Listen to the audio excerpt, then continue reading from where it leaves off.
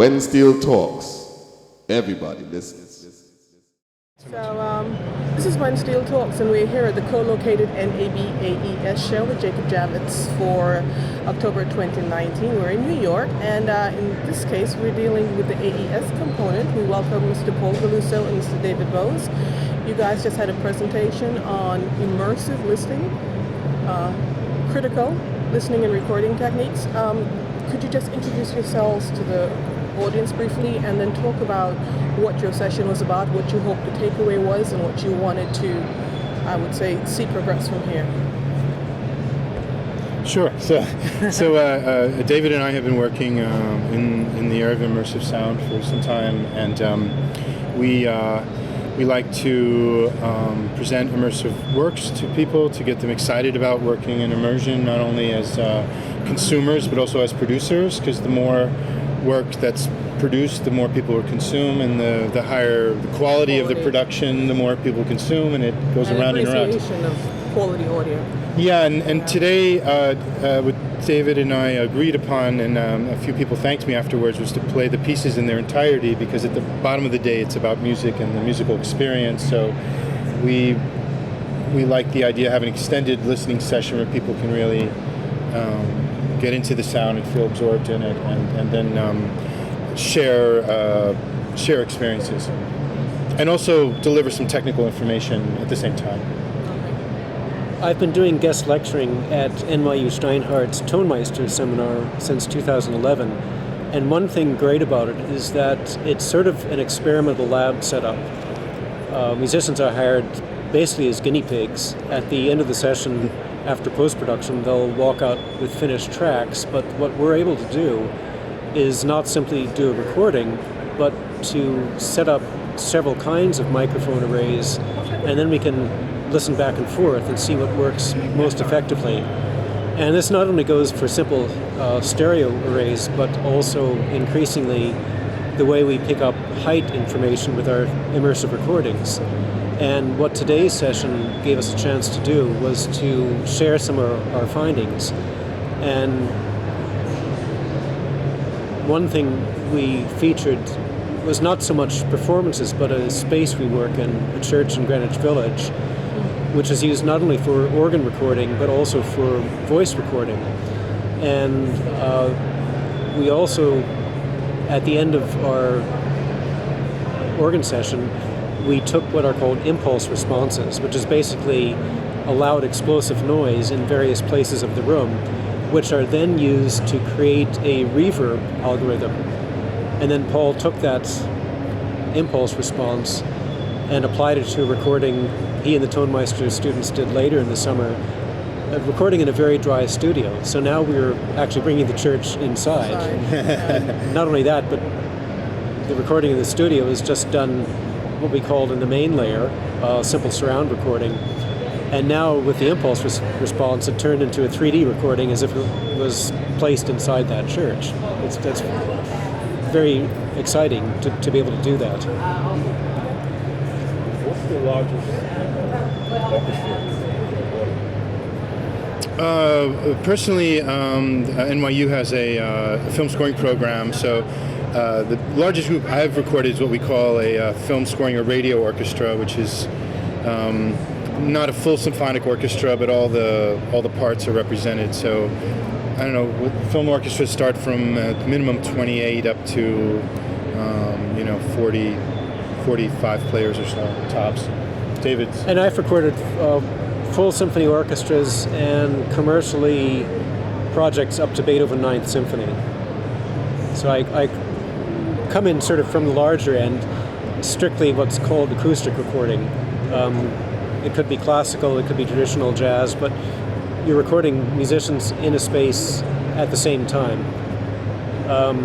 Now tomorrow I'm going to be presenting with Dolby, something I actually did in pop style, doing it in different layers at different times and even in different spaces.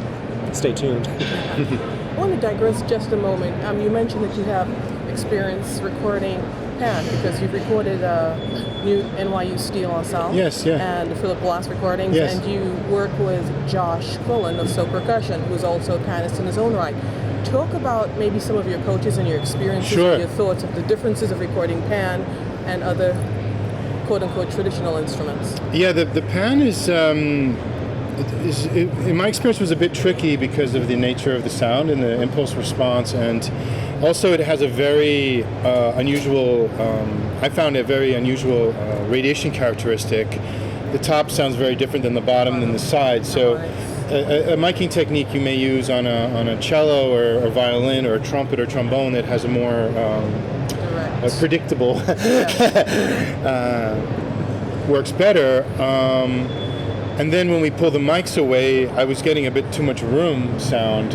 So if I recall correctly, we went with a top and a bottom and a room, and it was challenging.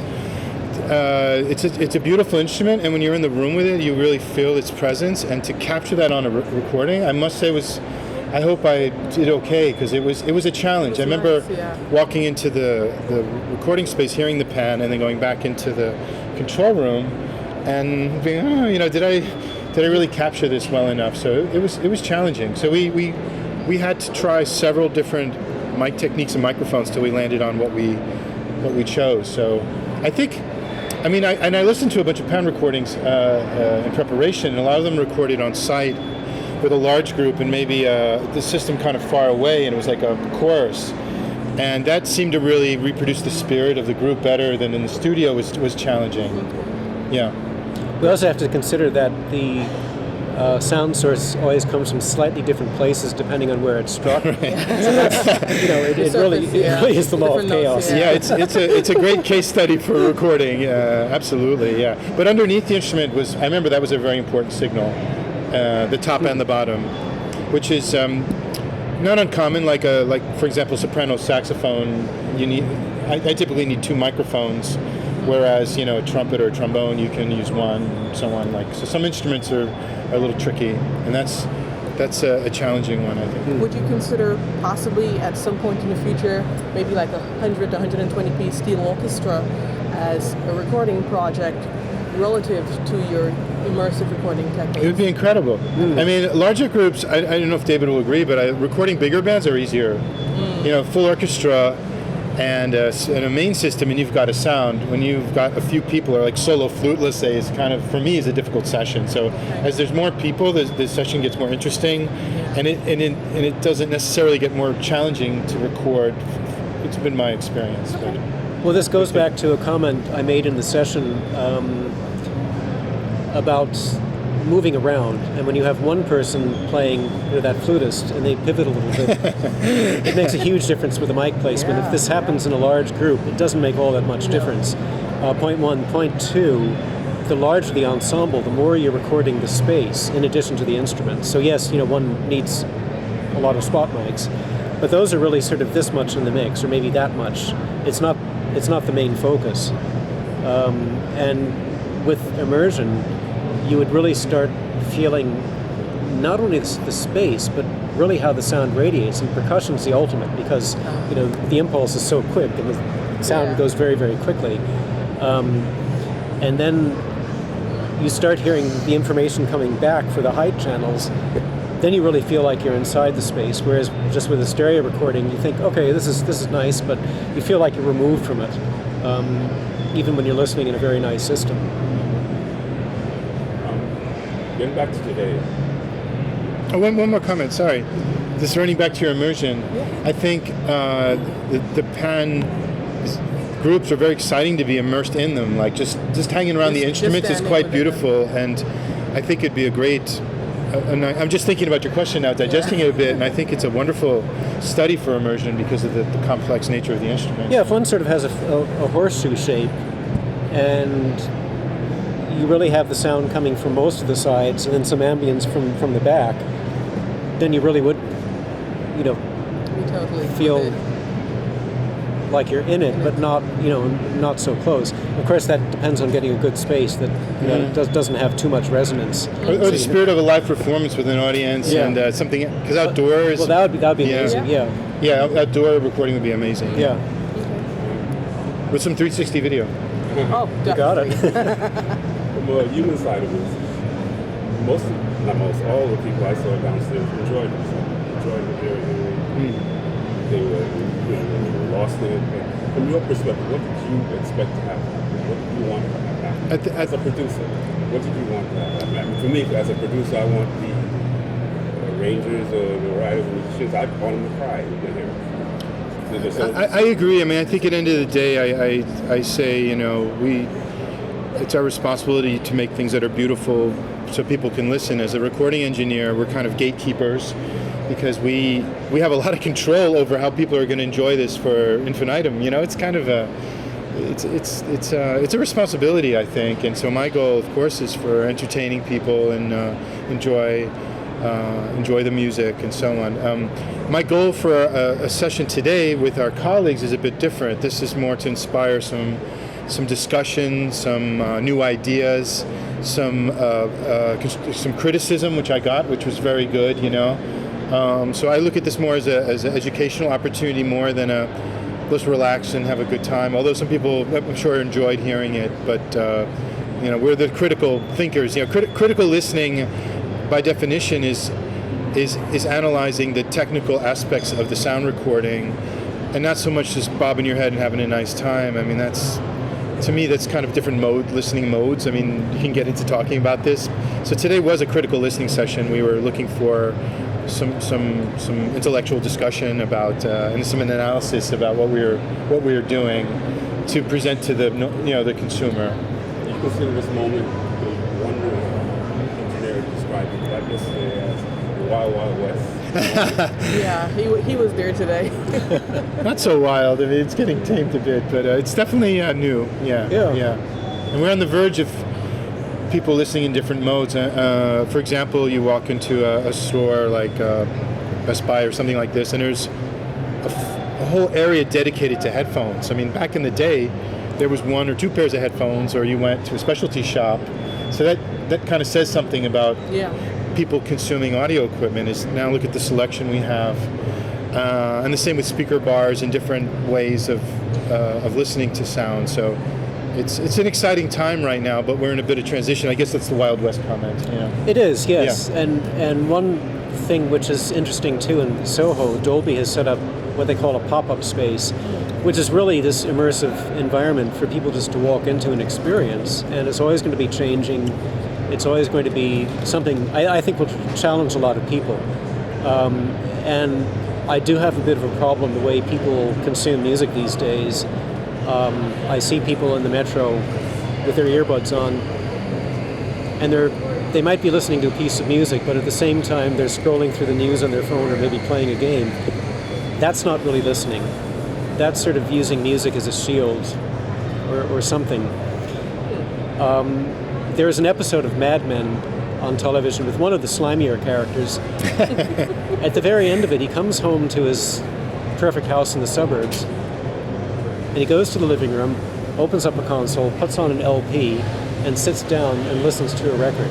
And that's what people did in the golden age of analog high fidelity. And I thought, this is really good to include this, because people really dedicated their time to listening to music in those days, the same way you would go to a movie to look at the movie.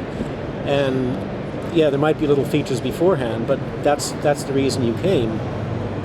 Nowadays, everything is sort of distraction. You go to a movie and people are on their smartphones, or they're talking or going up and getting drinks. And also for our purposes, the sound level is way, way too high to be comfortable. And yeah, people are getting hearing damage between that and earbuds and just being out on the streets of New York with all the construction noise and garbage trucks rattling around.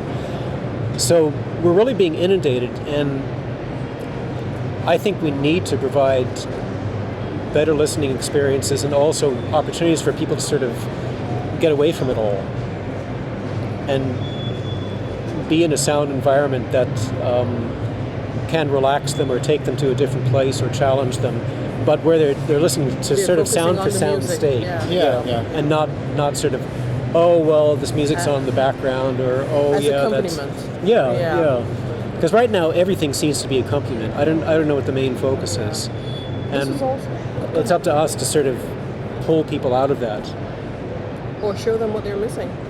Literally, let them hear what they're really missing. What I consider tomorrow today. What is tomorrow? That's a good question. Well, we can look 5 years backwards, perhaps, right? Maybe look at the trajectory a bit. And there's, at the moment, if you buy a new pair of Sony or Bose or the Apple earbuds, there's head tracking in all these devices that isn't really isn't being used to its extent. But so there's a lot of front-loaded technology waiting to be deployed. Yeah. And like, for example, MPEG-H has a full immersive broadcast format. It's all ready. It's just kind of, waiting to figure out how to use it or how to consume. Well, the other question is what comes over this. I mean, at the moment, we're getting something which is very compressed and interleaved. And I think in the future, we'll be getting maybe direct Dolby Atmos streaming.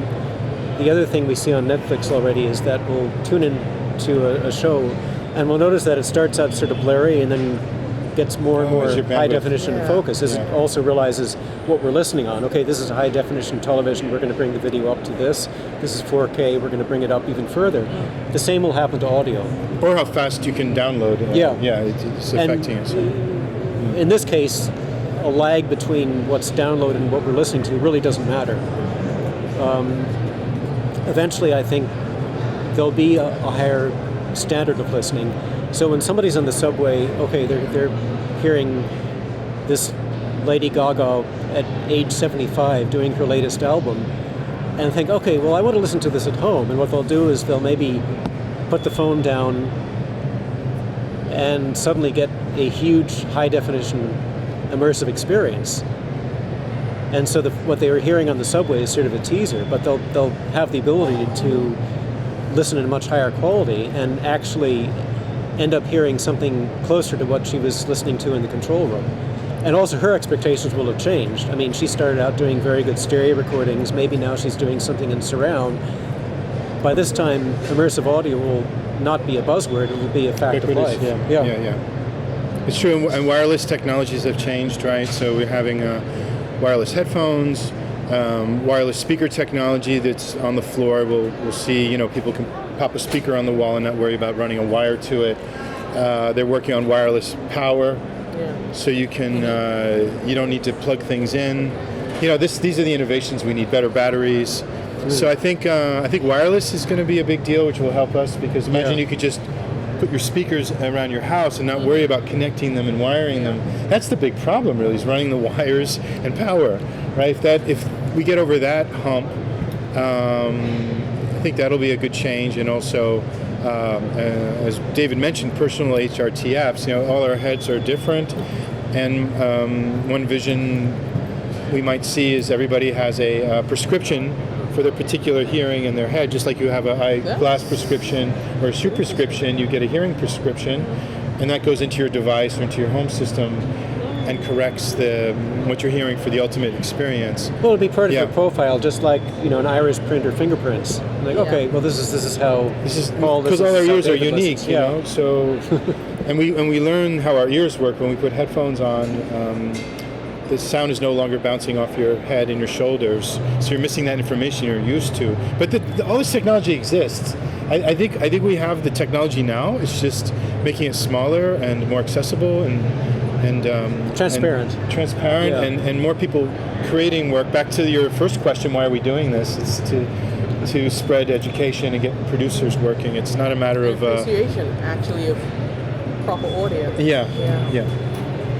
Now, you asked a question earlier about sort of the role of the producer and engineer in what is delivered in a product. And Paul mentioned gatekeeper. That's very important. At the other end is how we relate to the artists. And let's say Paul's jazz project was commercial. Mm-hmm. Okay, everybody would come back to the control room and say, oh, I don't think I'm coming out enough, or oh, I don't like this.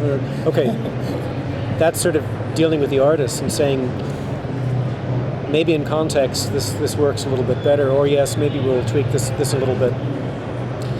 And making sure the artists are on board with us. If we're trying something experimental, like let's say with the steel pan orchestra, what we're doing is we're recording one layer like this, and we're putting another layer on top, which is sort of like a mirror, but maybe happening in a different time in a different place. Imagine that. But we can't sort of tell them at the time. We sort of have this vision in our head. We say, okay, we want to do this, and we know we're going to execute it a certain way, and it's going to have to go through a bunch of steps. That's part of the exciting part of production, but it's also really like walking off a cliff. Is this going to work? Is this going to work? Am I going to get to the other side? Well, Paul Yes. and David, thank you very, very much for sharing some time and your thoughts on When Steel Talks. It's been really good meeting you guys, and we know that there's going to be a whole lot more forthcoming when it comes to immersive technologies overall, and to know that Pan would be part of it, quite possibly, and maybe working with you guys. That would be Who knows? fantastic. Fantastic, yeah. Next Yeah. summer, the Tollmeister class, we could do a pan session. Yeah. That would be good. Yeah, maybe Thank in you, 2 years. It's it'll come up quick. This year we go to Prague, but then we'll be back in New York. It'll be a Okay. wonderful project. Okay. Yeah, So, let's consider it. Yeah. thank Great. you guys. Thank Thank you. you. Thank you so much. Thank you for spending time on When Steel Talks.